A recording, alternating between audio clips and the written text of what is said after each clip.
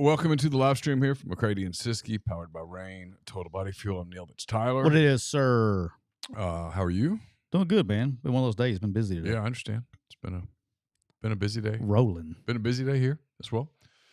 Yesterday was busier than I intended, than I had planned for it to be. No, yes, I'm still watching the Karen Reed trial, Court TV. Yes. Don't you dare switch off. You've had that on there for a minute. Then it's like a 6-hour cutoff. Yeah. It's usually what that is. I turn it on first thing. Trying to get Karen free. I have my knowledge of this case is through this show. I have spent 0 minutes looking into it. I don't know how you could convict her. I believe you. I have no idea. There's a world where you could talk me into she did it, but I couldn't vote guilty.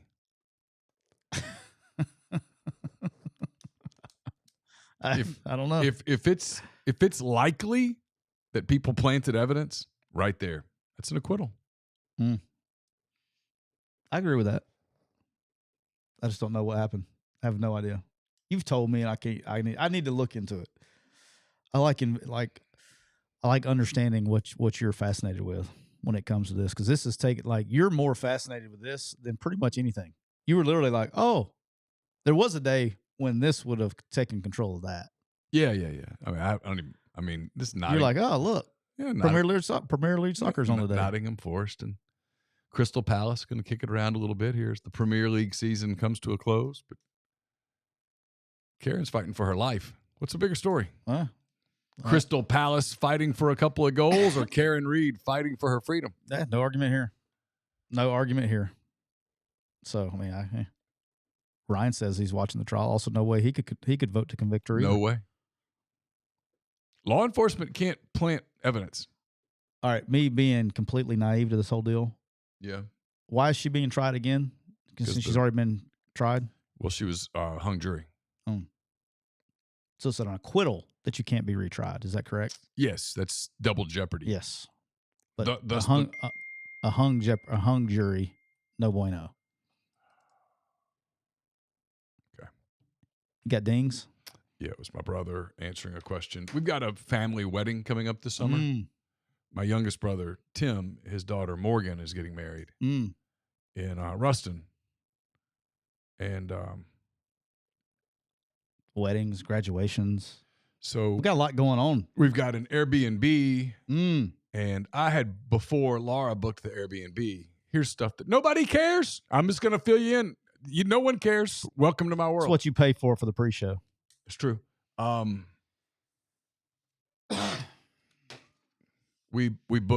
booked 2 hotels. Ruston is probably a lot like Oxford in that they have created the youth baseball league racket.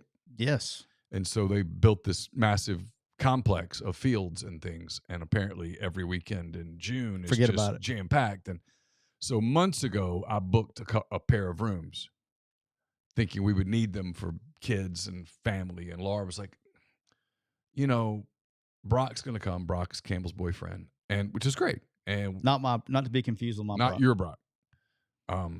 We love Brock. He's great. And so me too. Brock's coming. And I think there's a chance that somebody else comes. And so Laura was like, we need to get an Airbnb. And so she booked an Airbnb.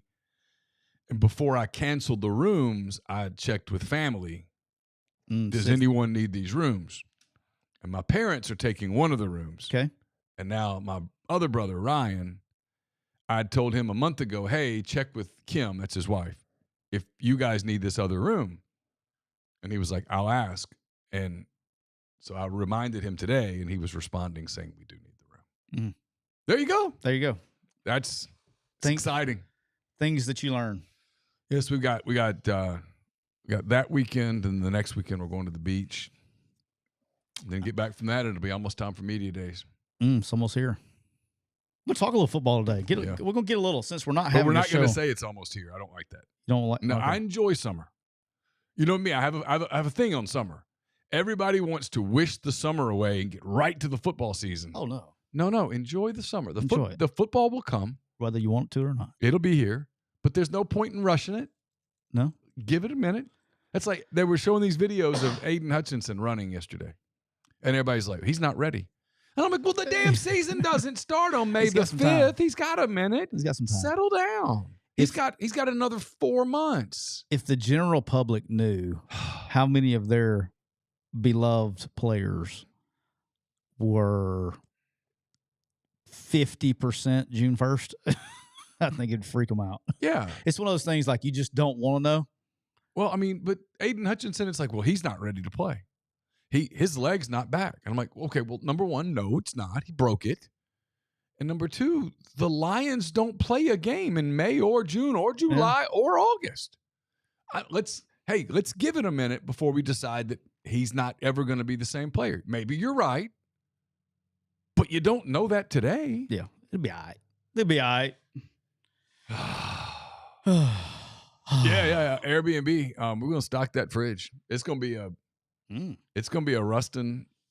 A throwdown? You have a throwdown? Rustin party weekend. Yeah, Friday night.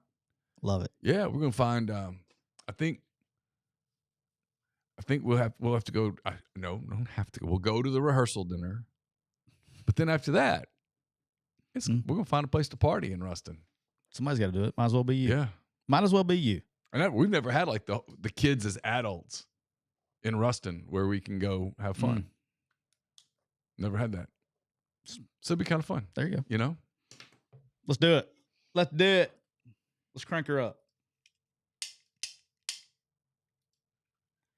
Welcome into episode 281 of McCready and Siskey, powered by Rain Total Body Fuel. I'm Neal McCready. That is Tyler Siskey here on this Monday, May the 5th.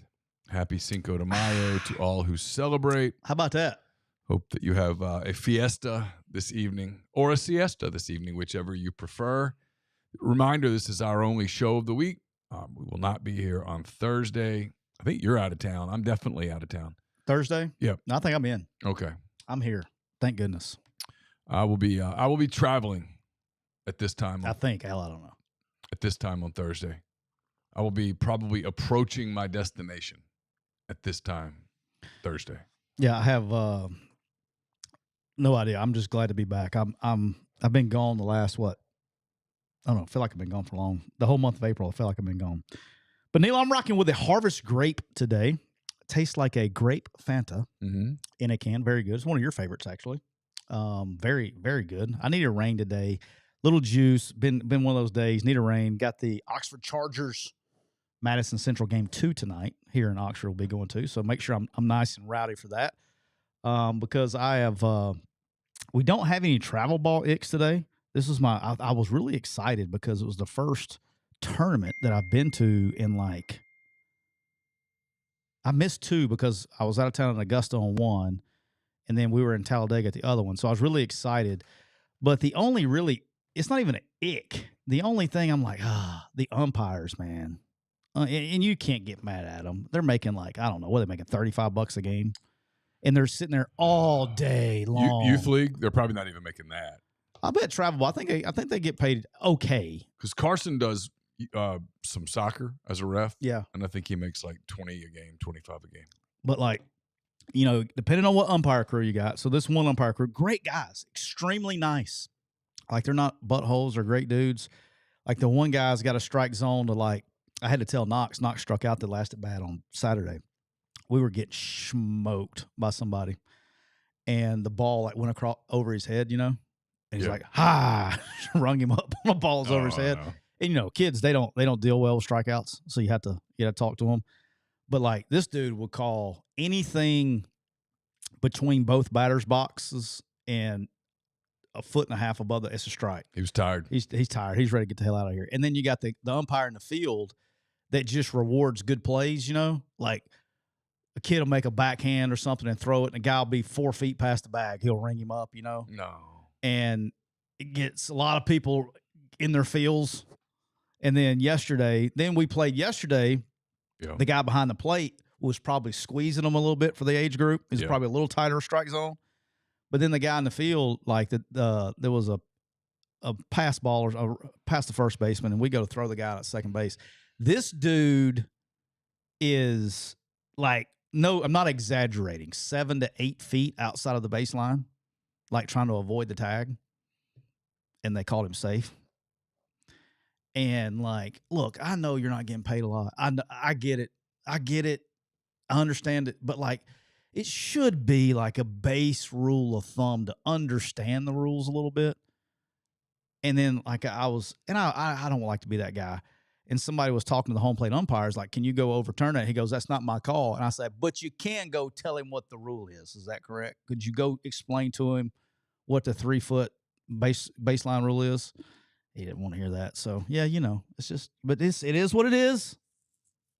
I feel bad for even complaining about it because they got a terrible job, but it was not, yesterday was not good. I forgot to tell you that we're brought to you by Reign Total Body Fuel. 300 milligrams of natural caffeine, BCAAs, electrolytes, zero sugar. It's got what you need to push the limits and achieve your goals. Check them out on Instagram at Reign Body Fuel to learn more. Neal, the Cooper Chevrolet chat is already bumping in right now. All month long, you can get massive savings on all Chevy and GMC trucks. You can get over $14,000 off MSRP on the brand new Chevrolet Silverado pickups, or you can get financing as low as 2.9% APR for 72 months. At Cooper Hyundai, that's where our boy Cooper, where he's at. At Cooper Hyundai, you can get as low as 3.9 APR on Hyundai Elantras, Tucsons, and Santa Fe's, or up to $2,000 in bonus cash now through the end of the month. So make sure you give our good friends at Cooper Chevrolet a call at area code 256-236-4481. As I'm rocking the hat right here. We're also brought to you by the official RV dealer of McCready Siskey, County Line Campers, right there off exit 38, I-10 in Gulfport, Mississippi. This month, all McCready and Siskey listeners will receive a free weight distribution hitch with the purchase of any new travel trailer. But wait, there's more. Any member, this is what I love about Rob and Miss Destiny, any member of our armed forces, both active and retired, or first responders will also receive an additional $500 off any new or pre-loved RV purchase. How awesome is that? Amazing. Do you have a trade? As long as we don't have to feed it, we absolutely need it. We pay more for the quality trade-ins than any big box store down the street. So if you're looking to trade your RV or your fifth wheel or any kind of motorhome, go down and see our good friends at County Line Campers. Go see Rob. They will take care of you. They'll get you set up. And lastly, don't forget about the accessories and service. They have a huge 6-bay service department that can complete almost any job needed on any RV.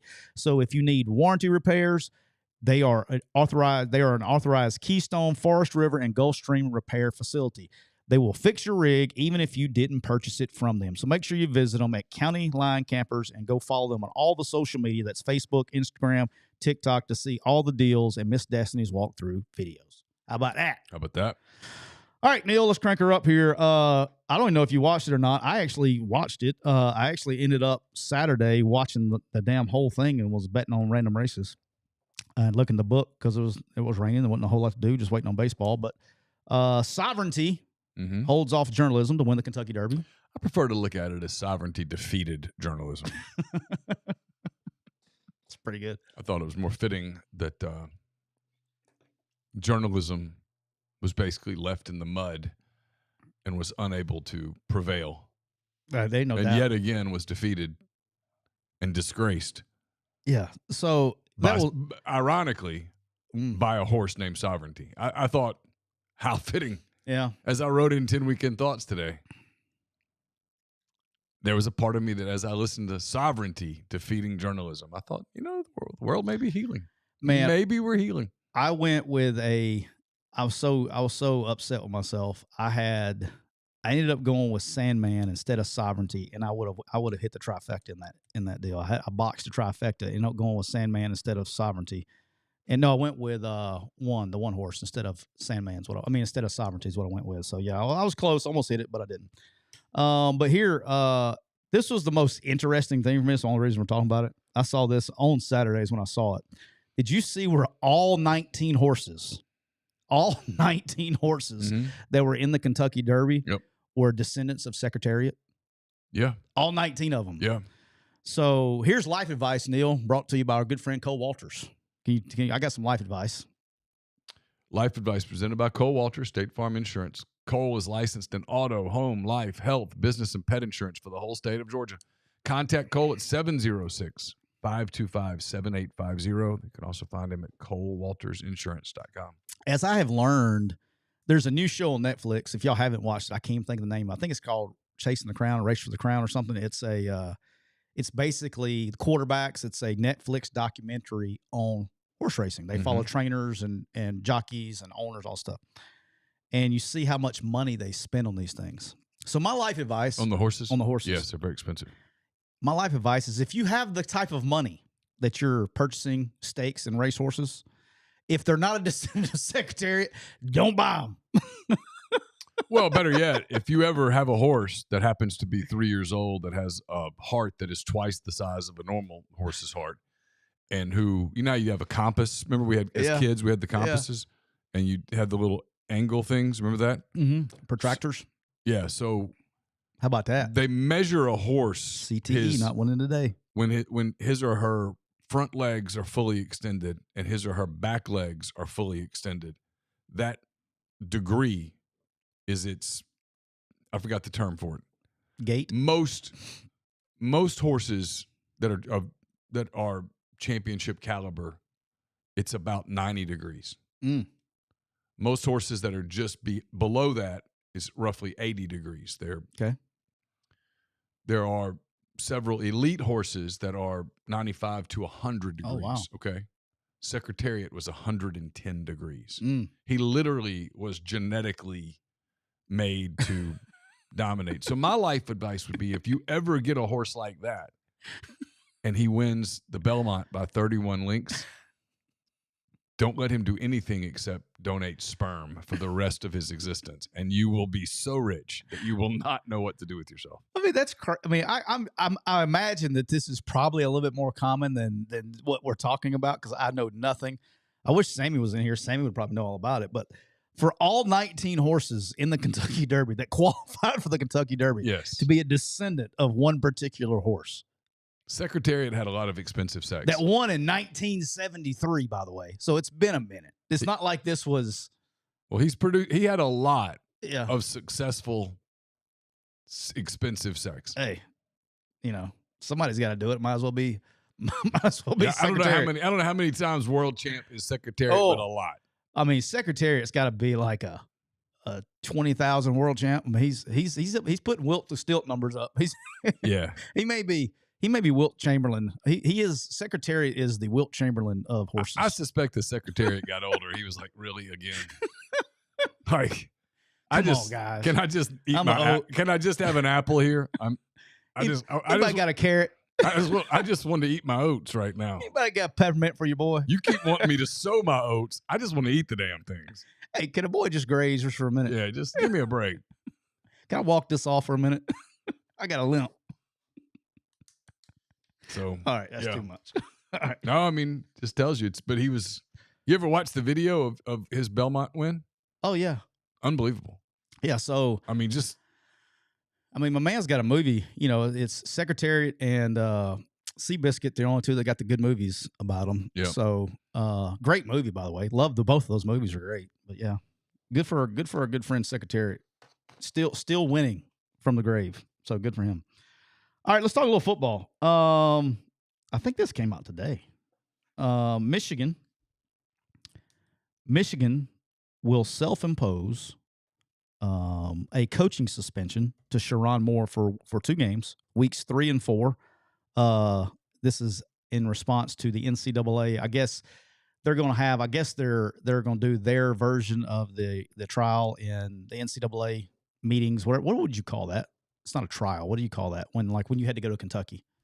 It was a what do you call that? A hearing. A hearing. They're going to have their hearing in June. But Michigan went ahead and self-imposed Sherron Moore a 2-week suspension for week 3 and 4. Matt Browning says, per Google, Secretariat produced 660 offspring. Wow. Good for you, Secretariat. He's a 660-time world champ. And a Triple Crown champ. And a Triple Crown. So that's what, 663? I mean, the Triple Crown feels like it's bigger than 3. It's fair. Without those 3, the other 660 doesn't come to fruition. Nah, it'd be like 6. Yeah, I mean, he dropped his numbers by about 99%. But not only is it week 3 and 4, I'm probably the only sicko that looked up the Michigan schedule to see what games were week 3 and 4. Well, week 3 is Central Michigan, which is the team that allegedly Connor Stallions dressed up for on the sideline. I don't know if that's been proven yet or not. Those are definitely the allegations. So he's not going to. He's not. Don't think that won't be a storyline this week. If you just made something a storyline, you really made it a storyline. That's the only thing anybody will talk about leading up to that game is Central Michigan and Sherrone Moore being suspended for his first game and the Connor Stallions deal.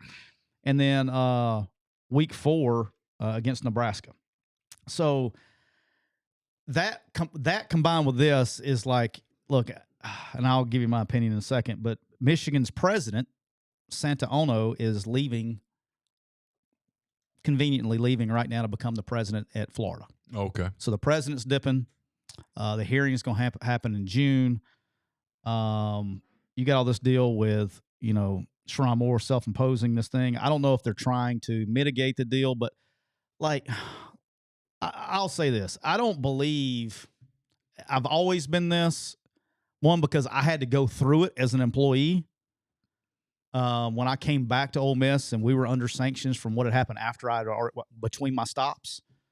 I don't believe in punishing current football teams on something that that nobody on that team was on. You know what I'm saying? Like you're punishing players that wasn't on the team or whatever. I think it should be, whatever. I'd punish that team that happened to, however you do that. But I don't know.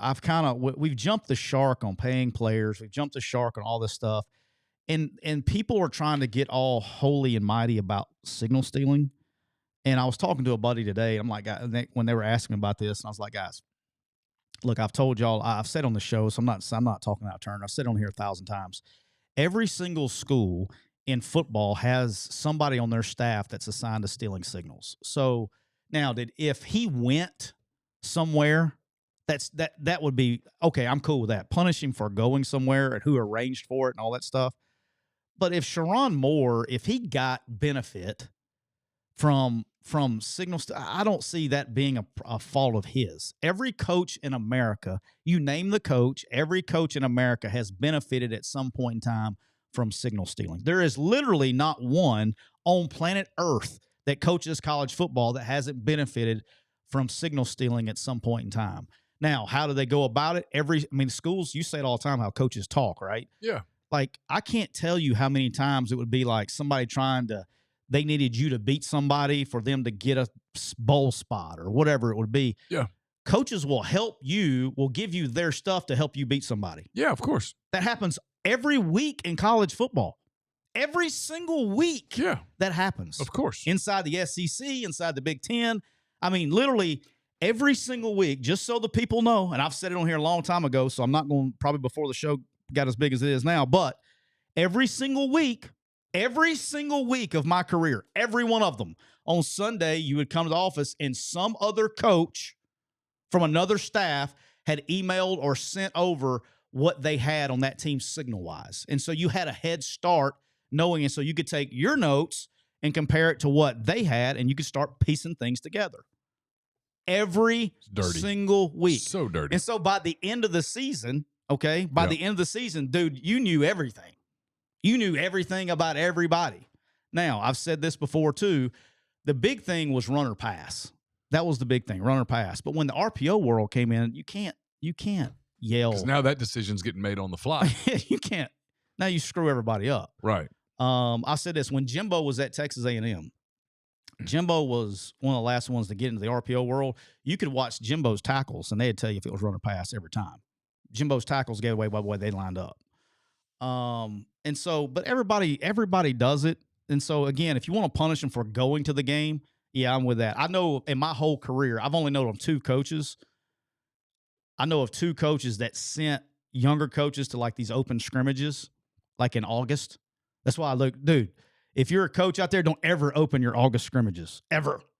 Because if you open your scrimmage in August, you have to expect somebody, whoever it is there watching. Of course. Trying to get that stuff. Yes. So that's why when we in the media, some of my media colleagues bitch about scrimmages not being open, I'm like, guys, they're not going to open the scrimmage.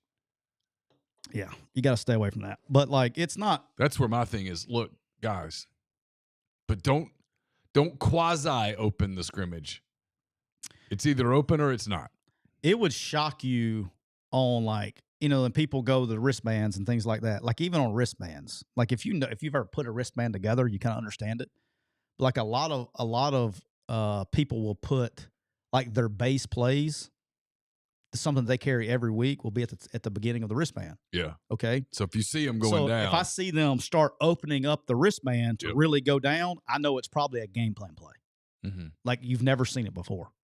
There's a reason he's on a wristband. It's a long worded play with motion and shifting and everything else. Like you can put things together, understanding the game and how to put it together. Wristband. Even I knew that. Yeah, but if the guy goes, if you're watching on the side and the guy goes wristband, he starts going. That may be wristband 12. He just goes, hey, it's going to be some base play that they run all the time. Yeah. And so you knew like when it was on a wristband or not, because the freaking signal guy would go, he would literally tap his wrist. This is universal for it's on the wristband. And then whatever the calls are. And if you're still in signals, it's really not that difficult either, because the quicker the signal, it's usually a running play.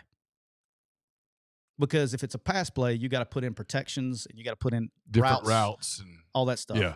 And so it's not as hard. Like people think that it's literally, if you've ever signaled before, it's really easy to pick up. It's not rocket science. And you don't say anything unless you know. You're not calling out every play.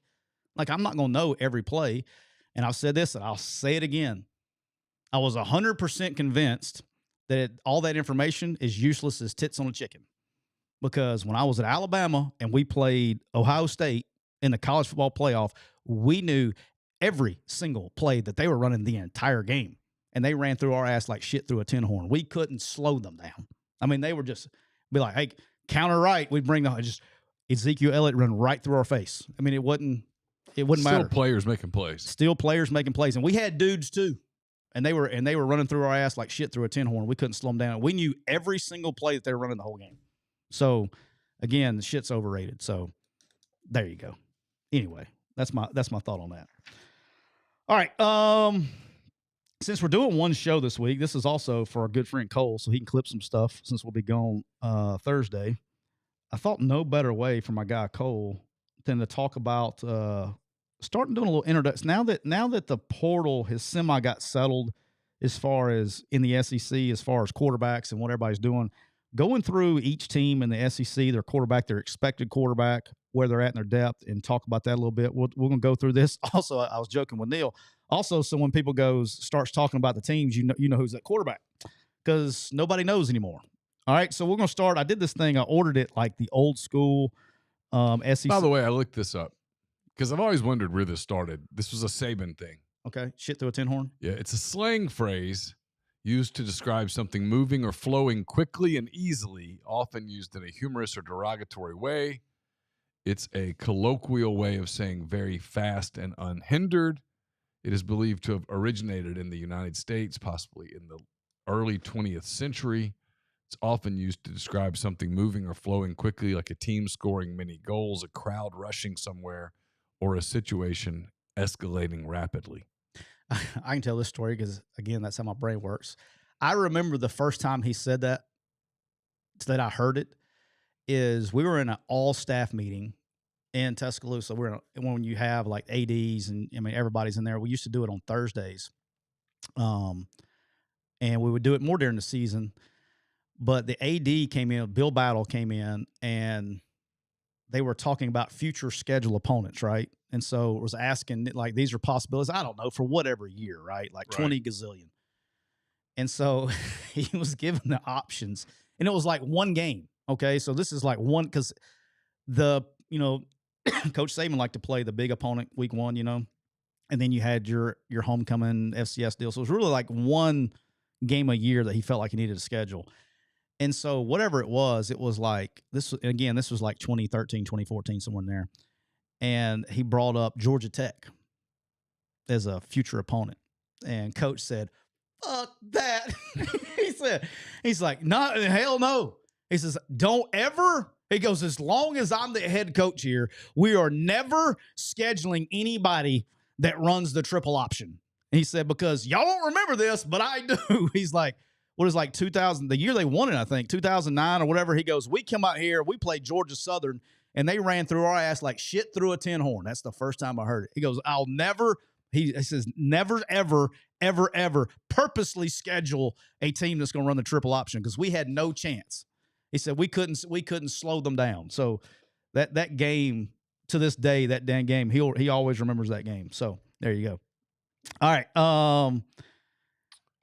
The tin horn, by the way, the origin of the term likely comes from chuck-a-luck games where gamblers used metal or tin chutes that were cheaper than leather chutes. Yeah, you got me on that one. All right, quarterbacks in the SEC. We're going to start with the Alabama Crimson Tide. I fully expect Ty Simpson to be named. I don't know if how they'll do it naming wise. I fully expect Ty Simpson to be the quarterback in Tuscaloosa come game 1 in the fall. You got Keelan Russell there, who's a freshman. You got Austin Mack. I think if you made me guess right now, I think Keelan Russell will play. I think there'll be some packages for him. But I think it's going to be very limited capacity. I think it's going to be Ty Simpson's job to lose or show that he can't run it. And we'll get to see. I think for me, and I've said this, and I've started looking at, rosters, post portal and things like that. I've taken a couple preliminary peeks. I think Alabama's going to be really, really good. How good they are is probably going to depend on Ty Simpson. Is that unfair? Probably, but he is the starting quarterback or going to be the starting quarterback. That position, to me, is probably of any team in the SEC, that position is going to determine their success. I think they're going to be really good on defense, like really good. Mm-hmm. I think the wide receiver room's really good. They got explosive playmakers. And if Ty Simpson can have a year where he's protected and they have good offensive line play, the whole deal, I think they're set up to be really good. I think Alabama's actually set up to be really, really good to the point to where, I don't have them in any form or fashion outside the top 2 in the league right now as it sits. They have not lost any scholarship players to the portal this last wing. They've kept who they wanted to keep. So I think they're set up to be really good. And I get Alabama fans' anxiety and all this stuff over last year. I've said it. I'll say it again. Kalen DeBoer wasn't the problem last year. I think it was at the quarterback position. And I think if you get somebody that can run the offense, they've added Gibbs, is going to be the offensive coordinator there. He's a brilliant mind. I think Alabama's set up to be really good for this year. All right, number 2, Ole Miss. Austin Simmons is going to be the quarterback at Ole Miss. I don't think that's any secret. My deal with Ole Miss is, from the quarterback standpoint, is he's got to stay healthy. I think his health. He's going to have mistakes. He's a immensely talented, one of the most talented players. Dude, it's fair to say he's one of the most arm talented players to be signed here out of high school at Ole Miss. Yeah. He's the real deal now, arm talent wise, but he's still going to have young mistakes. I think they still have they got some depth they got to go get out of the portal to improve the roster. But the health of Austin Simmons and keeping him healthy is a big swing of games, wins and losses through the course of the year. But I think he's immensely talented. I think he's got great coaching around him. If I was an Ole Miss fan, the thing, me just having experience here, for me is, the fans need to be patient. And when you're coming off a big win, a big deal like that, they just got to be patient. That's probably my deal with there. Okay. All right. Anything else on that one? No. He's going to make mistakes, but he's got major upside. It's just a matter of how quickly he can get to that upside. Agree. All right. Mississippi State. Blake Shapen is probably going to be, I imagine, going to be the quarterback. They did get the transfer from Florida State. I can't ever pronounce his name. Luke Kromerick. He played a little bit last year. He's a really talented kid. Look, I think Blake Shapen did really good before he got hurt. I think it's another year in Levy's system. I actually think he'll be a little bit better than what people give him. I think people are doing the old Mississippi State thing. I like Blake Shapen. I think he'll do good on an offense. I think as long as he can stay healthy, I think he will be sneakily good. And look, Luke's a good option. He's going to continue to develop, and I think the plan is obviously for Blake to do it, Luke to get a year, and then Luke to be the starter next year because he's a very talented kid. We'll be very interested in see. They were a very young team last year to see how much they've grown up, particularly on the defensive side of the ball. We'll be interested to see what that looks like come the fall. They were so bad defensively last year. And they were just young. Yeah, their inability to stop the running game against anyone just Yeah, made it where there was no margin for success. I think they will be a little better than what they were last year, obviously, but they got to stay healthy. I think they did show signs of life, but particularly on defense, if they can get better on defense, I don't know if we're talking about quarterbacks, but if they get better on defense, I think that will help on that. All right, Arkansas. This is the one I'm really, really interested in. Taylor Green's going to be in his second year with Petrino. The kid's talented. The kid is immensely talented. What does that look like? They lost a lot of guys last year and some in the draft. If you made me just pick right now, I think you'll get a similar year to what you had with Arkansas last year. I think they're going to be very competitive. They're probably going to win a few games you don't give them credit for, and they'll probably lose some games. But I think they'll be very similar to where they were a year ago, particularly with – I really like Taylor Green. I think another year in Petrino. I'm a big fan. 6-6. I think they ended up 7-6 because they won their bowl game. Yeah, somewhere around the 500 mark. I think they were 7-6. Yes, they were 7-6 overall, 3-5 in the league. Yeah. I think around the 500 mark is probably where they're at. Maybe a game better. But I really like Taylor Green. I like Petrino. I'm a big Petrino fan. I'm not telling you anything I don't know. Be interested to see if he makes better decisions. He made some really bad decisions, holding the ball, throwing into traffic, mostly holding the ball. Sometimes he needed to just let a play be. Well, let it just be a zero play. Instead, he turned it into a super negative play. Being familiar with Petrino's offense, like, it's hard, man. I mean, it's a true pro-style offense. There's a lot of things in there. He doesn't run a lot of repeat plays. I remember going and studying Petrino when he was at Arkansas as the head coach, and we were at Arkansas State. And I remember we went to go watch the cut-ups. And for a whole season, like, the one play they ran the most was like 8 times. I'm like, what? I mean, we're running our top play, 50, 60 times for the whole season. A lot of offense, a lot of plays, a lot of true progressions. I think another year in that system, and I respect Petrino. Again, I think he's one of the top 5 offensive minds around. And this is one I'll be extremely interested in. A lot of these I'll be interested in, but particularly at Arkansas. Texas A&M, Marcel Reed. Here's the thing is what I'm interested in here is, okay, now Marcel Reed's going to be your quarterback. Yeah. Now, building the offense in the offseason around him instead of him coming in for somebody and then trying to play catch-up towards the end of the year.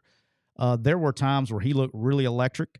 There were. And there were times where he looked a little lost. And so building an entire offseason around him, they got talent. They're a great coaching staff. It's the yearly thing, right? Is what do they look like? I mean, this is probably one of the teams where I was at kind of like with Kentucky last year. I just don't know. I mean, A&M could be as good as anybody, or they could be the same A&M. It's every year we seem like we repeat the same conversation. But a whole year with Marcel Reed, him improving as a passer, he gets up underneath it a little bit, particularly when he's in the pocket, when he's trying to be an athlete but be a pocket passer at the same time, and has a tendency to sell it a little bit. But he does have arm talent, so let's see what the guy looks like. But you know who he is. You know who your guy's going to be moving forward. And so we're there on that. I agree with that. All right. LSU. Okay, so LSU, to me, has done as much to improve their team as anybody in the league. I think they were way ahead of the curve on trying to beat RevShare. They invested. Garrett Nussmeier is going to be the quarterback. He's coming back.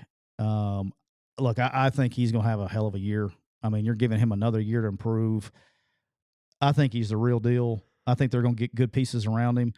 I think they're a top 3 team in this league right as it sits right now, roster wise. I think they're a top 3 team, particularly with Garrett Nussmeier at quarterback. We will, obviously see, but I think they've actually probably improved their roster as much as anybody this past year over the last 6-8 months. And then you look at and I know we've brought up on the show, or you have brought up on the show. What I don't get is and it's too late. These games have been scheduled, but if we continue down this college football playoff path where it's a race to 10, playing Clemson week 1, we gotta. I mean, they haven't won? They lost to Florida State twice and USC last year. Yep. So they've lost 3 games in 3 straight years. Yeah, where they would have been much better off playing Eastern Michigan. Yeah, they've been 10-2 and getting a dub. Yeah, they'd been probably been in the playoffs. I wouldn't play this game, and if I'm Clemson, I don't play this game. Same, yeah. And then you look at Clemson and I mean Clemson's now playing LSU and South Carolina out of conference. Yeah. So but I think both of those teams are going to be good teams. But somebody's got to take a loss. ACC can kind of justify it a little bit, like, hey, we might end up needing these resume lines. SEC teams won't, because Miami went through that last year. All right, Texas. Arch Manning, obviously at Texas. We talked about it on Thursday about the amount of money they spend on the roster. Look, I think somebody keeps talking. Look, here's my deal with Arch Manning is I think for Arch Manning to get to this point in his career, to where we're talking about him, says all you need to know about the kid, because the amount of pressure with that last name that's been going on. I mean, that says a lot about the kid, right? Yep. I think he's immensely talented, but also says a whole lot about the people around him. Yeah, he's got the right people around him that's kept him grounded, kept him humble. Yep. But now it's going to be his show, and it's time to, last year he got some experience last year, but being able to run the whole show, if he is just half of what everybody expects him to be, they'll be just fine, because they've spent money on a roster. They have a great roster. NFL people love him. Well, yeah. That's what I can tell you. Because of his pedigree. Well, not even that. Yes. But NFL people who've been in Austin and have seen practice love him. Yeah, he's got everything. Now he's just got to go do it, right? Yeah, and that's the whole thing is I'm betting on him. I would definitely bet on him before I would bet against him. All day. But again, like I told somebody the other day, it's like I'm not going to do it. I'm not going to be here and going hot take. Oh, he's going to be the first pick in the draft. He may be. I'm not going to take some hot take and then fall in his face and go, well, you said, because the truth is frankly, I'll be not to get technical with the answer. I'd be surprised based on what I've heard if he goes to the draft. I think he'll be Texas's starting quarterback for 2 seasons. Oh wow. Well, that would be something. Probably depends on if he graduates or not. I imagine that would have something to do with it. But look, the guy's uber talented. We know what everybody knows all about him. He's going to have great talent around him, which is going to help him be better. Yes. And then he'll have the reins for the whole time. Is he going to make mistakes? Absolutely, because he hasn't. This is his first year being a starter. Oh, the hot takes to his first bad game. Oh, it's going to be brutal. Good God. You know it's coming. Sure. You know it's coming. It's the same thing with Austin Simmons. It's all these for Ty Simpson, Austin Simmons. It'll be worse with Manning though, because people have gotten where they don't like them anymore. They're tired of them, so now you want to tear them down. That's the new thing. All right, Oklahoma. He picked a place where he would have time. He did the red shirt season, which is no one does those anymore. He did, and he got some PT last year, but for the most part, he took his place in the background, and now it's his show, and he's earned the respect. Everybody inside that building knows that he's not the starting quarterback because of his name. They know he's the starting quarterback because he's the best quarterback. I think he's going to have a big season. I think he's going to have a huge career. I think he's going to be a really good NFL player. The hate towards that kid from some circles is weird to me. Well, it's just everybody want to hate on everything, and they also hate on Santa Claus and the Easter Bunny. It's a weird thing. All right, Oklahoma. This is the one for me. I don't know how good they're going to be. It's like, what's the ceiling here? But of all the teams in the SEC, the team that I think has improved more than any other team is Oklahoma. John Mateer is going to be the quarterback. Like, I think this guy's a real deal, man. I do. I've said it. I mean, this guy can play. And I think he's coming in with his OC. He's not going to relearn the system. We've talked about it. Oklahoma's a team that if you got them on the schedule, I wouldn't be. There's no way you can chalk it up. I don't care who you are. There's no way that you can chalk up Oklahoma, because this is the one, right? You write this down when every show in America starts doing win-loss toss in the offseason, and they're going to start thinking about Oklahoma from a year ago, and they're going to put Oklahoma in that W section. Oh, we're going to beat them. I'm just telling you, I don't care who you are. I don't care what team you are. If Oklahoma is on your schedule, at the best it can possibly be as a toss. I think these guys are going to be really good. That's my story, and I'm sticking to it. I think they've got, that running back, quarterback, OC, they're going to produce points. Defense is going to be good again. I think everything there, if you're an Oklahoma fan, you should be excited. Everything is projecting forward with that. All right, Florida. DJ Lagway will be the starter at Florida. Look, Florida's deal is going to be this. The schedule's still going to be, again, if you're going off last year, the schedule's still tough because it's the same schedule last year flipped, right? So the schedule's going to be tough. It's just a matter of, can Florida start the season where they left off last year? If Florida can start the season where they left off last year, Florida's going to be really good. Same deal. I don't care what your results are. You better be ready to go. You can't chalk it up as a W. Or does Florida start the season like they did last year and it take time to build up? I think with Lagway coming back, I think you got the leadership in the building. For me, that's one thing that he does as good as anybody, if not better than anybody in the league, is he makes the other 10 guys around him better. Yeah. He had a little shoulder concern. He's still got the same things of improving as a passer. But look, I think he does the wow moments. He shows you the wow moments. I think Florida, if they can start off the season where they left off, will be hell on wheels. Yeah, I think if he's healthy, they're a team to watch because they answered all the critics last year. They finished really strong. He played really well down the stretch. They were a program with a lot of momentum. Now, if he's not healthy, all bets are off. Yeah. But if he's healthy, I think they're a team that's going to win 8-9 games with a chance to win 10. Yeah, I think they're going to be. But the health is critical. Yeah, I think he's fine. Again, I mean, he's already thrown. I think he's fine. I see Grind in the chat. He says, there's no way OU beats Texas or Bama in T-Town this year. But we don't know. That's the thing. Is like to say there's no way, I think there's no way that you can say no way. Nobody knows. If you got a good quarterback and you got a good team, hell, anybody can win. Well, I mean, this is my thing as we sit here on May the 5th, as we talk about these teams. I don't know who's all on these teams. I don't know that much about all these teams. Frankly, there's been so much turnover. It's so hard to keep up with. That and now people are adding people out of the transfer portal today. Like I saw, who was it? South Carolina just added somebody. I can't remember. I saw an SEC school added a receiver, and the commentary was he's going to be an impact player. I'm like, maybe not. I don't know.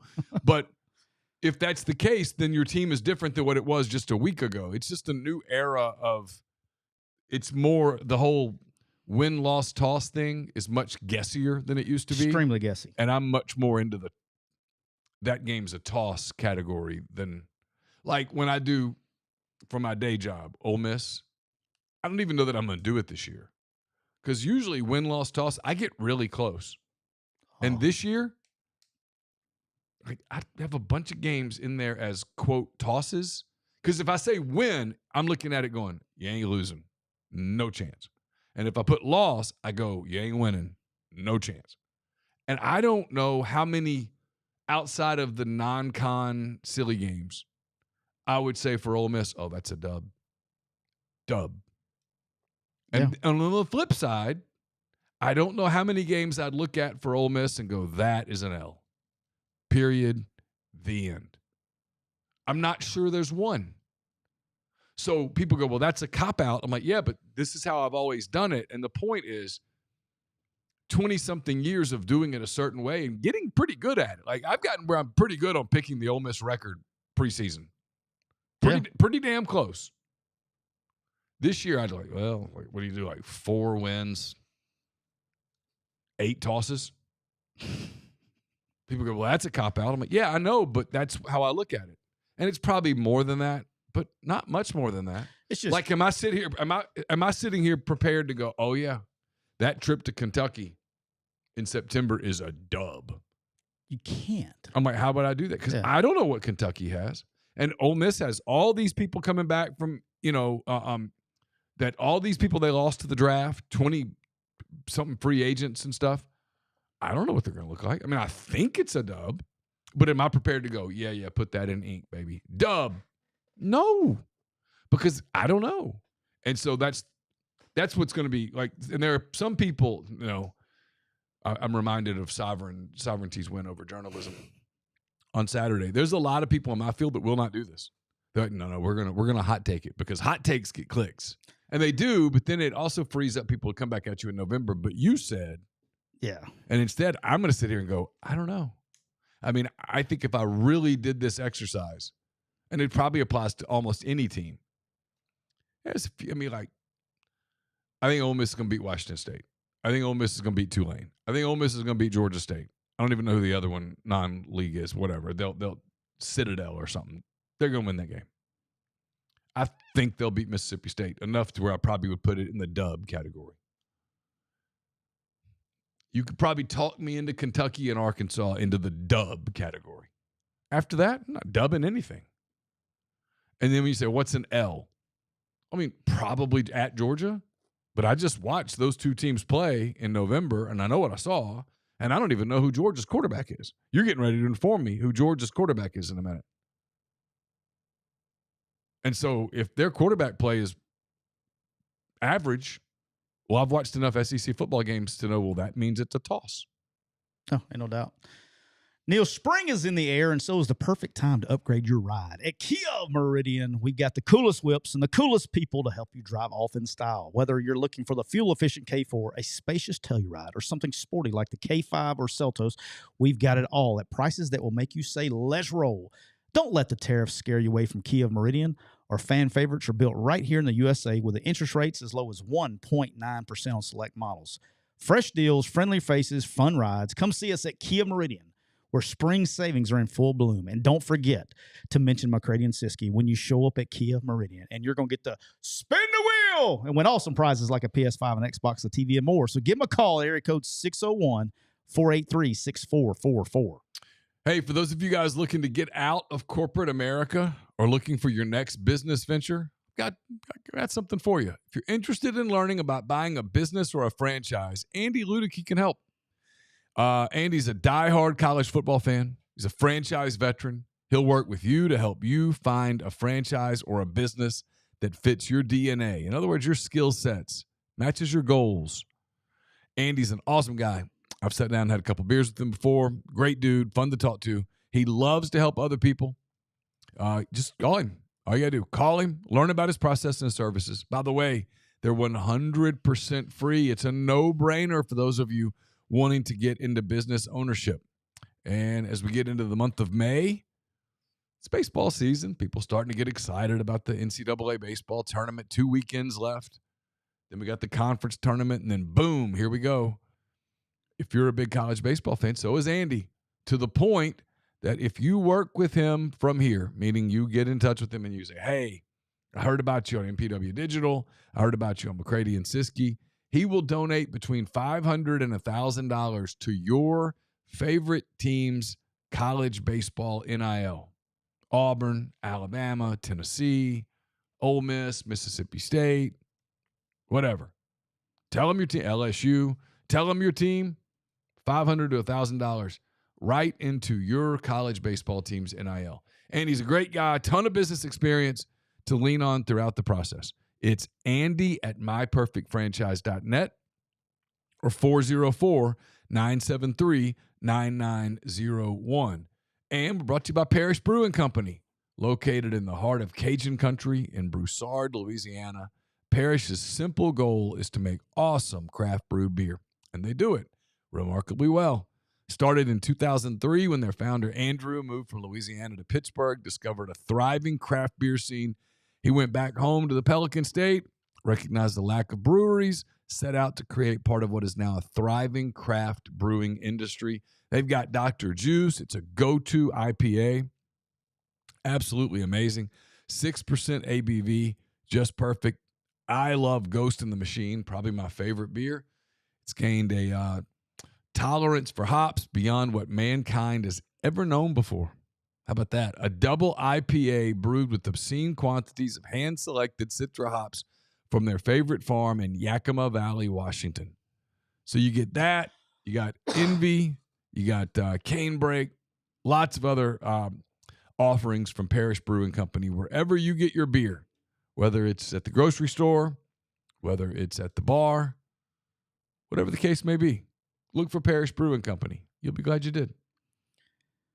All right, finishing up. This is basically the old school. We did get Florida in there, but old school East. Georgia, Gunnar Stockton will be the quarterback, starting quarterback at Georgia. I remember him.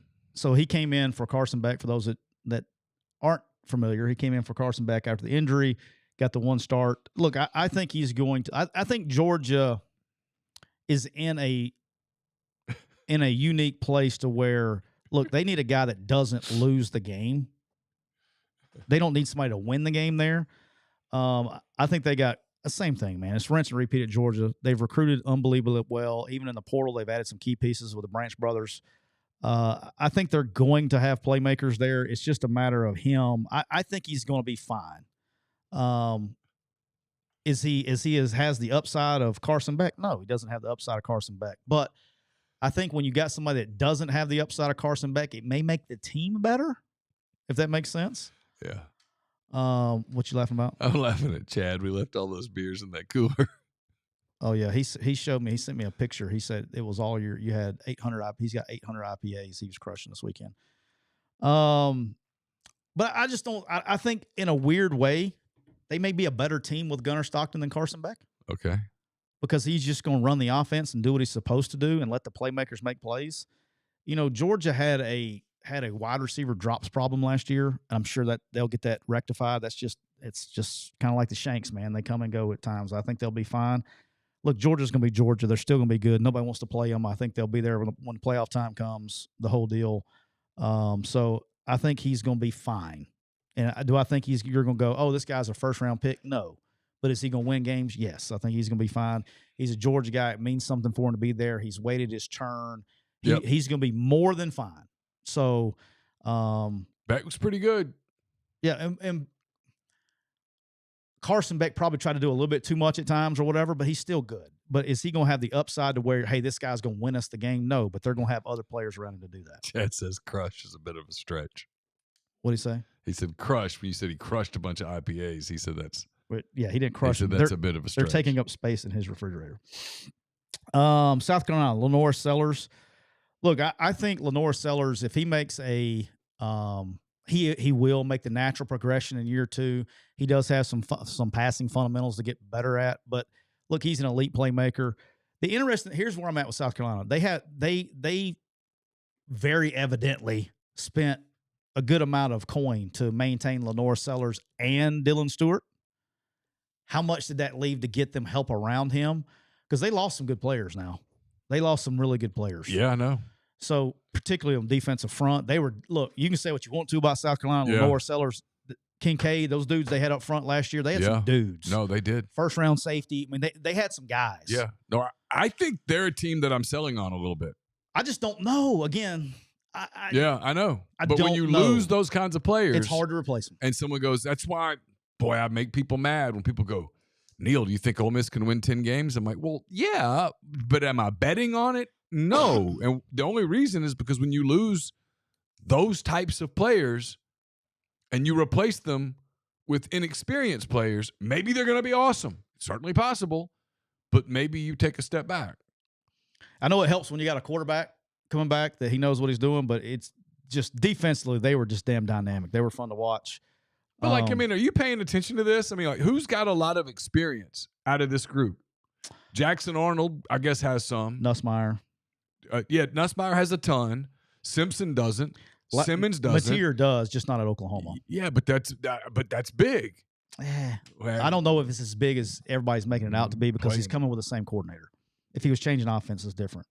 Sellers has got experience. The SEC. I don't know how many times when you're at Washington State you line up against Georgia and Texas and Alabama. This motherfucker's good, though. I'm good. I'm okay. I got it. And when I had to write in because I left him off. Diego Pavi will have experience. Yeah. And so on and so forth. But, look, I like Lenore Sellers. I'm interested in South Carolina. Can they?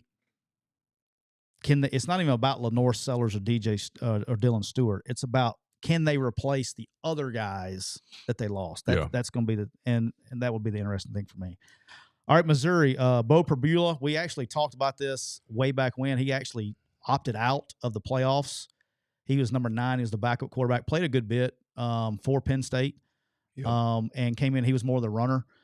He will be at Missouri. Will be the starter at Missouri. Definitely a very athletic guy. If I do have a hot take, I think Missouri probably improved themselves at quarterback from Brady Cook, because I think this guy's going to do a little bit more of what Eli really likes to do. I think this guy's a good player. So Missouri, from a quarterback standpoint, this goes back to the same deal. From a quarterback standpoint, I don't think they fell off. I think can they replace Luther Burden, Theo Weiss? Can they replace those guys? They're in a very South Carolina-ish type deal, but just on the offensive side of the ball. So, but look, my boy over there, Jacob Peeler's receivers coach, he does know how to recruit and good wide receivers. So I think they will be okay. But I'm in on Missouri. I'm okay with Missouri. All right, Kentucky. Zach Calzada is back in the SEC. Truly all in. I'm all in, interested in this one. When he was at Texas A&M, right? He struggled a little bit throwing the football. He had some hot games and then some inconsistencies. And then he goes off to Incarnate Word last year and just lit it up throwing the football. Okay, so did he get confidence? Because he's a talented kid. Did he get confidence? He's older. What does that look like at Kentucky? And do they cut him loose, or is he going back to doing more pro-style stuff? I don't know. The kid does have talent. He threw something crazy. It was like 3,700 yards, but he threw like 35 touchdowns, 9 picks, which is a great decision-making stuff. He's talented. So what does he do coming back to Kentucky?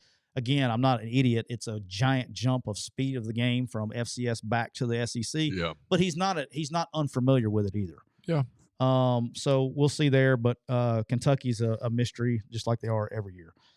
All right, and then last two, Tennessee. All right, so Tennessee definitely got the bad end of the deal with this Nico thing with UCLA, with the trade, basically. They got Joey Aguilar, who just went to UCLA from App State.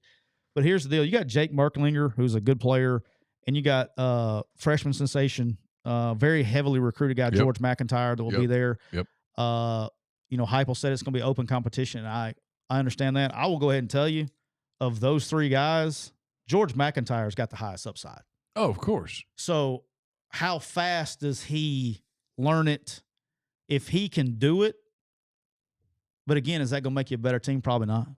But that's the one that's got the upside to go do it. And then Merklinger can play too. So I'll be interested to see what they decide to do at quarterback. But I would not rule out George McIntyre there, because he does have massive upside, and he is a very mature kid. He very polished, very well coached out of high school, understands what to do.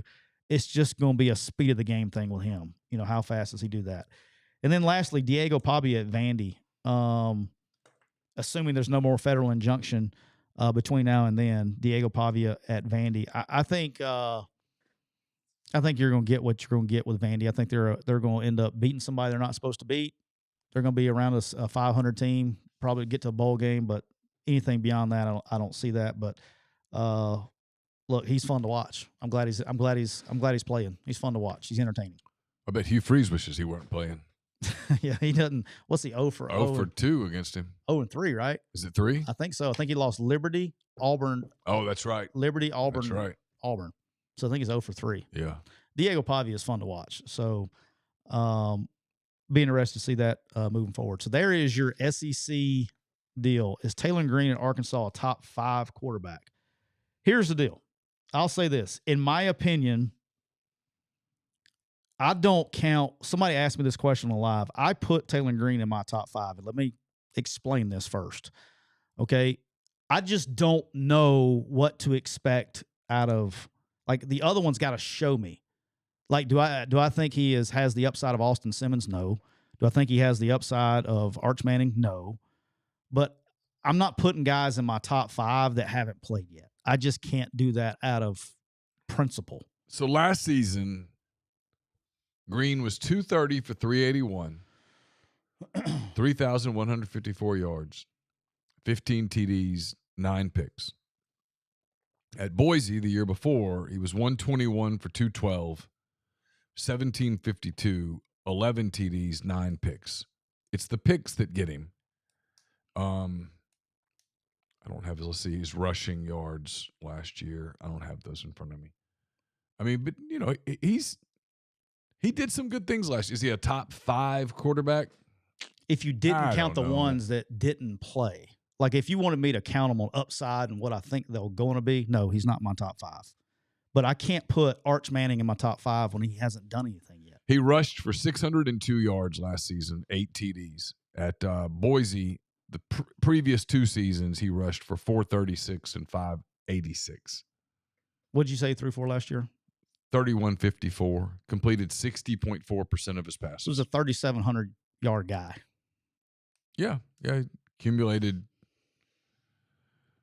3,656 yards of total offense. I'm betting on Petrino, second year of Petrino. That's why I got him there. But like, so if he just makes better decisions and eliminates some of the turnovers, they were this close to winning a couple of games last year that, you know, he probably a turnover here and there cost them. Oklahoma State, Texas A&M. I can't remember who else. Yeah, that's the ones I'll know off the top of my head. So the 2 times that I saw them play in person, they weren't close. LSU and Ole Miss beat the hell out of them. Beat them bad. Yeah. Texas, I think, was like a 20-10 game. Yeah, they were in the Texas game. They were in the Missouri game in the snow. No, that's right. Yeah. That's right. So I don't know. If he improves slightly, can you get over the hump and be a surprise team? I don't know enough about what they've done in the portal. But yeah, I mean, I think they're one of those teams that you could circle at and go, there's a decent chance they overachieve. The teams like you tell me who has improved, okay, to the point to where you're like, damn, like, and I skipped over them. Auburn, I skipped and went straight to the next page. Auburn, by the way, Jackson Arnold I will be shocked if he's not the starting quarterback. I think Deuce Knight will probably have some kind of package. And then look, if something happens to Jack, you got Ashton Daniels that came from Stanford's a good player. I think from a total room, I'm going to get, because everybody likes to give Hugh grief. I don't know if any kind of deserves it. Total room has improved more than that room, what they had last year to this year. Yeah. Because they don't have one guy. They got 3 I think they have 3 players in their room that are better than any quarterback they had in their room last year. Like any of them. Yeah. I think they have 3 now in their room that are better than anybody they had in their room last year. I mean, in fairness, not to get into an argument about Hugh Freeze, but the grief he got last year, he brought on himself. No, I'm not talking. I'm talking about grief in general. Oh yeah, I'm just saying the criticism of him throwing quarterbacks under the bus and stuff. That was on him. I think Jackson Arnold fits the system. I think Deuce Knight does well. Now, how fast can Deuce Knight pick it up and things like that and be able to run the offense?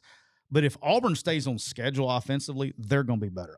I think if you said right now who's going to be better, I think there are a bunch of teams that are going to be better. Okay, I think there are a bunch of teams. I think Auburn will be better.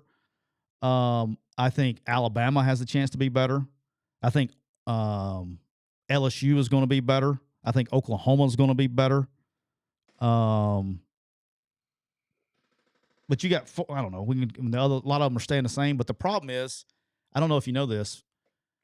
When you play each other on Saturdays, somebody has to win and somebody has to lose. Yes, I'm aware. I think there's going to be some really, like, and I said this on the live today. I think we've gone to these big conferences, 16, 18 teams, Big Ten, SEC. You get some schedule favors. Yeah. And there's some teams that are going to have better records and they're not going to be as good as teams that have worse records because of the way the scheduling balances has become. Because you get favorable schedule. And then, but somebody's got to win, somebody's got to lose. But I think that for the most part, most teams are probably where they're at or even a little bit better, have improved themselves because they're spending money. And then one of them, the other thing is they, with this rev share and the promise of rev share, they're able to keep players that they wanted to keep. So I think the actual quality of football should go up. But again, somebody's got to lose on Saturdays. Last thing, we'll finish up with this. because I want to talk about it. Didn't get a whole lot of because I guess when it happened, just not the media coverage that I thought it deserved, was Gregg Popovich retiring. I mean, he's going down as the all-time leading wins coach. He's coached for 29 years in San Antonio. And, I mean, he's been around forever. And he just kind of quietly retired and named his replacement. They had that press conference today. Mitch Johnson, his assistant, will be the new head coach. But I'm a Popovich fan. I always liked him. I don't know why. I've always liked Gregg Popovich. Won 5 titles. Been the coach of the year, I don't know, 3-4 times in the NBA. But just a long run, and it kind of quietly it just didn't get the coverage that, I mean, he's he'll go down as one of the best. It may not be the GOAT, but he'll go down as one of the best. Some of it was just some of his political commentary over the years overshadowed some of his actual coaching. Some of it is that he's been sort of phasing out for a while now. He really didn't coach this year's team. Unfortunately, he had the health issues. Great coach. Oversaw multiple eras there with different players: Tim Duncan, David Robinson, Manu Ginobili, Tony Parker, Kawhi Leonard. Yeah, they had that run in the early 2000s where they were rolling. Yeah, well, they had a run in the they had the team that lost to the Heat on the Ray Allen 3. That was one of their better teams. They had a team in 2012 that lost to the Thunder in the Western Conference Finals. That was a really good team. I mean, his team was a perennial contender. He won multiple titles. I think he won a gold. He was a big part of USA basketball. Players love him.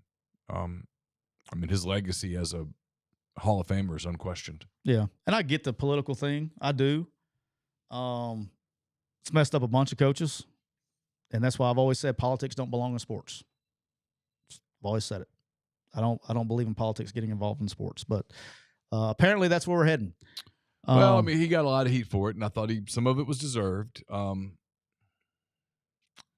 Steve Kerr does the same thing. He's a Popovich disciple in many ways, and he gets heat for it also. I don't know. When you play 82 games in a season, my man won 1,422 games. A lot of games, a lot of dubs.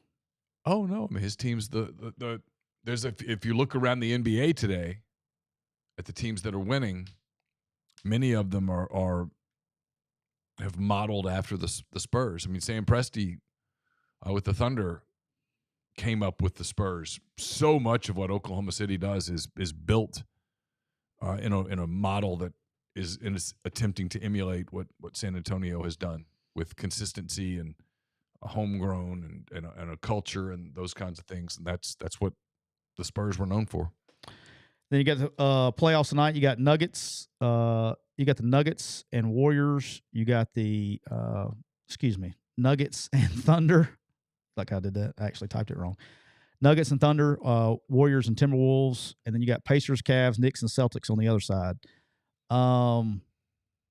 Surprised you that the 6 and 7 seed got through in the West? No, because the West was so good all year. There was no difference really between 2 and 8 for most of the season.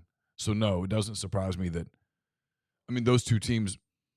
Minnesota's really freaking good. I mean, Anthony Edwards is a phenomenal player. They have skilled bigs. They have rim protectors in Gobert. They have terrific outside wing defenders. They have a superstar. They have role players who can score. No, I'm not surprised. And then Golden State, you saw this last night. They are a remarkably proud team. And they were up 3-1. They lost Game 5. Got blown out in Game 5, frankly. Lost Game 6 kind of handedly at home. And last night, that they were just the more mature, prepared team. I don't like him, but Draymond Green was terrific last night. Steph is, even on a night when he didn't score in the first half, he creates offense. Buddy Hield was terrific. Jimmy Butler was very good. Houston looked young, although I think if I'm a Rockets fan, I'm pretty enthusiastic about Jabari Smith Jr. and especially Amin Thompson. I love Amin Thompson. God, I love Amin Thompson. He's so good.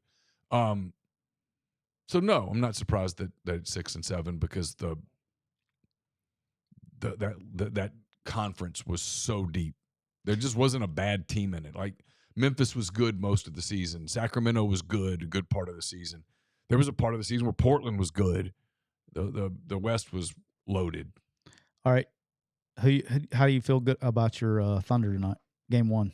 Oh, I mean, tonight's the ultimate test of rust versus rest. But there was a stat, I put it in 10 thoughts, of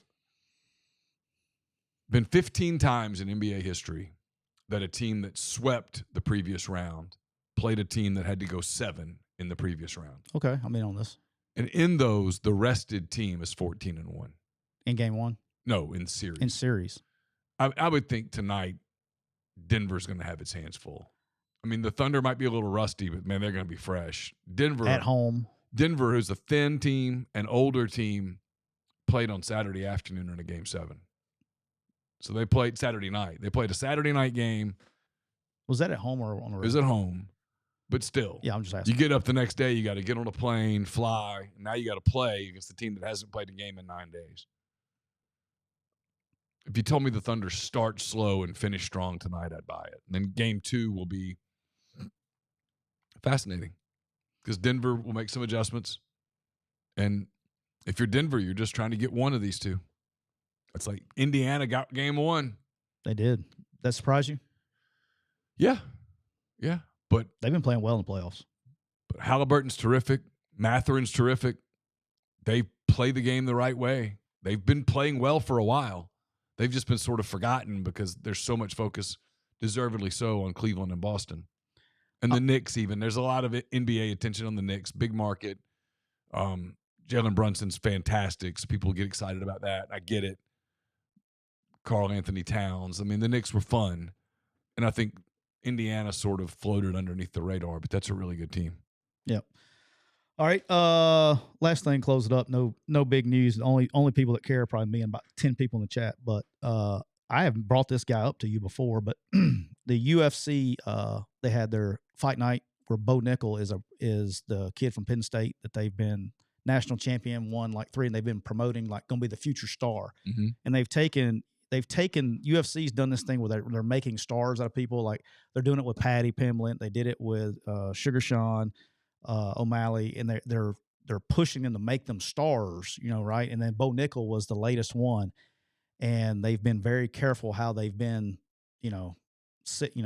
matching him up. He got his ass knocked out in the second round. Shocked me. He was like a minus 300 and something favorite. And the liver is undefeated. He got kneed in the liver and it shut him down. He got and just kind of shocked everybody because this guy was like the All-American guy that they were pushing to be the next star and just got shut down. That doesn't cause permanent damage.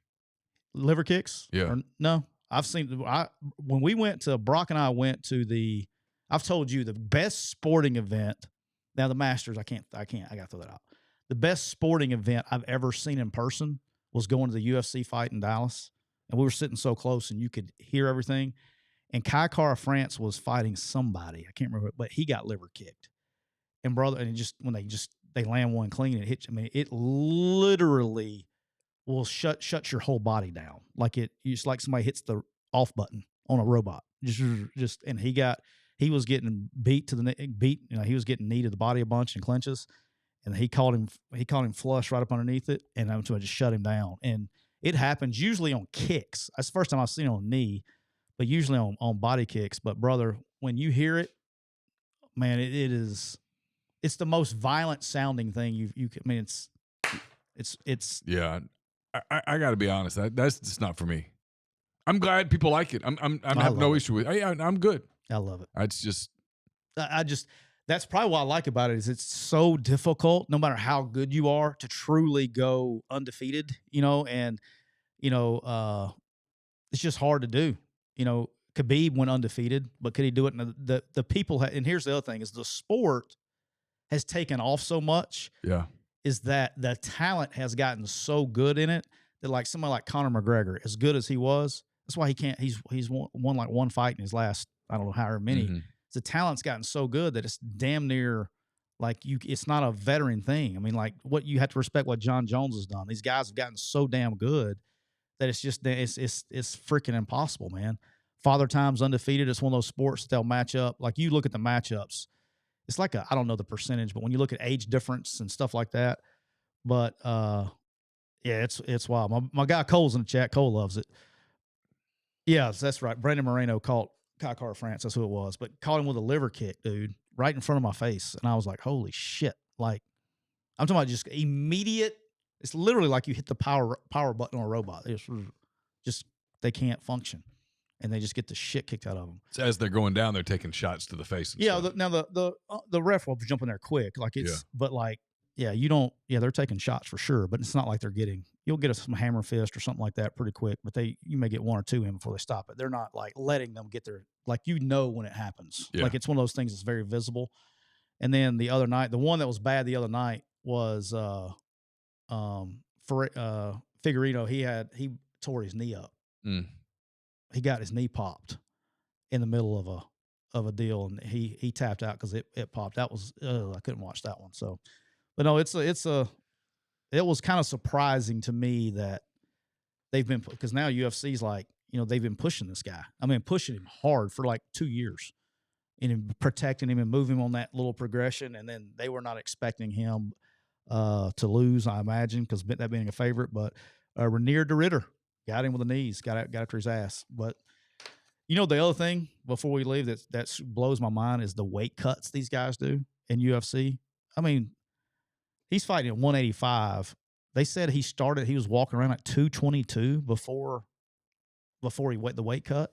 I mean, like these guys are cutting like 37. They cut like, if you want to be like, they almost, it can't be safe. No. But when you watch these guys do their weight cuts, it'll blow your mind. The things that they go through in these weight cuts to get down, and they weigh them on Friday, and then they fight again on Saturday. They rehydrate. I mean, this guy, Renier was fighting 185. He looked like he was. I mean, he's actually fought heavyweight before. He was a big dude. Like these guys, this weight cut's crazy. But anyway, we'll be back next Monday, and again, no show on Thursday. I'll be out of town, so show to Imanaga on the 15-day DL. Yeah, it's a hamstring. He'll miss a month. Can't say that anymore. It's not PC. What did I say? I said DL. It's injured list. Whatever. I said it the other day, and somebody corrected me. I was like, "What are you talking about?" And don't forget, sovereignty defeated journalism. It sure did. Yes, he did. We've been brought to you by Rain Total Body Fuel, 300 milligrams natural caffeine, BCAAs, electrolytes, zero sugar. It's got what you need to push the limits, achieve your goals. Check them out on Instagram at Rain Body Fuel to learn more. Neal, spring is also in the air, so it's the perfect time to upgrade your ride at Kia Meridian. They got cool whips and the coolest people to help you drive off in style. Whether you're looking for the fuel-efficient K4, a Telluride, or something sporty like the K5, they got it all at prices that will make you say, let's roll. And don't let the tariffs scare you away from Kia Meridian, because our fan favorites are built right here in the US of A. With interest rates as low as 1.9% on select models, fresh deals, friendly faces, and fun rides, come see us at Kia Meridian, where spring savings are in full bloom. And don't forget to mention McCready and Siskey so you can spin the wheel and win awesome prizes like a PS5, an Xbox, a TV, and more. So give them a call at area code 601-483-6444. And don't forget, also, we're brought to you by the official RV dealer of McCready and Siskey, County Line Campers. Are you ready for Memorial Day weekend adventure, the road trip you've always been waiting for? Takes place and begins right at County Line Campers at Gulfport, Mississippi, right off I-10, exit 38. Get unbeatable deals, flexible financing, and free orientation with every purchase. Our team of experts are here to guide you every mile of the way. When you purchase from County Line, you get a full transparency with every single step and no hidden fees ever. This month, don't forget that McCready and Siskey listeners will receive a free weight distribution hitch with the purchase of any new travel trailer. But wait, there's more, and this is the cool part. Any member of the armed forces, both active and retired, or first responders will receive an additional $500 off of any new or used RV purchase. Don't forget about the accessories and service, because they have the huge 6-bay service department that can completely and complete almost any job needed for nearly any RV. If you need warranty repairs, they are an authorized Keystone, Forest River, and Gulfstream repair facility. don't forget, when you think about camping, think about county line campers. See you guys on Monday. Thanks for being with us. Have a great week.